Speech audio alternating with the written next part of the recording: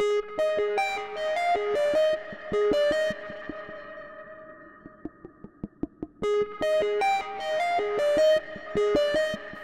everyone, this is Dave from DailyTechTV with another Q&A session for you.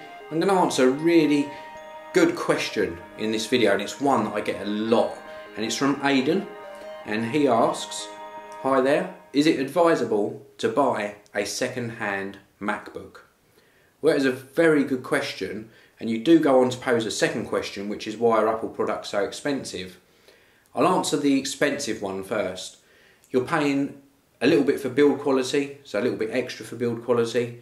Longevity as well, they do tend to last a little bit longer than their PC counterparts, and by that I mean they can run later OS builds on older machines, so they seem to have a little bit more longevity in how much life you're going to get out of them. For example, I've got a PowerBook 12-inch which is still running now. It's about, I guess, 8 or 9 years old, so that's what you're paying for, and customer service as well is superb with Apple.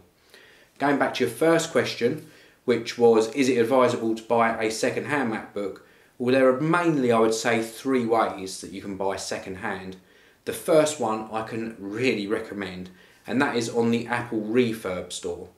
Now, what Apple do is if they get an order cancelled, or perhaps a customer's received a product and either changed their minds, or they're not happy with it, or there's a problem with it, they take them back in, they fix the problem if there's a problem, they repackage them in plain packaging, and then they offer them on their refurb store at a discounted price, anywhere between sort of 5 and sometimes up to about 20% off.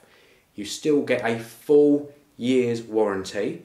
You can still buy Apple Care for them as well to extend that to 3 years, and you normally get a really good deal. I've had refurb products myself and they look like brand new when you get them. So that's a very safe way. The second way, and probably one of the more popular ways, is on eBay. What I would say with eBay is research what you're buying so you know exactly what model you're buying.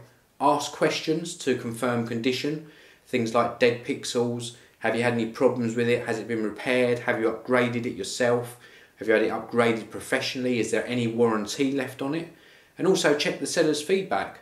If the seller's got rubbish feedback and they're selling cheap Apple products, probably worth steering clear. If they've got a good feedback rating, you can pick up some real bargains on eBay. The third way is on one of these sort of reseller sites, something like Craigslist or Gumtree. And what I would advise with purchases on those websites is obviously contact the seller, ask them if you can go to view the product on the premise you're going to buy it if you're happy with what you see. That way you can start the product up, have a little play with it for 5-10 minutes. If you're happy with what you've seen, hand over your money. If you're not, don't feel obliged to buy, walk away and look for something maybe a little bit better. There are hundreds and thousands of second-hand products for resale, so don't think that walking away from one is a bad thing. There will be something else come up in the future. It might just take you another couple of days or another couple of weeks to find that perfect machine, and believe me, if you're patient, you will find some real bargains out there. So I hope that's answered your question. If you've got any comments on what I've said, then leave them in the comment section below for Aidan. If you've got any new questions, of course, leave them in the comments below. You can also email me questions, geekanoids@gmail.com, put Tech Q&A in the subject line, or you can download my free iOS app on the iTunes App Store. Just search for Geekanoids, it's a free download, and you can get access to all of my content on there and also submit questions for future Tech Q&A videos.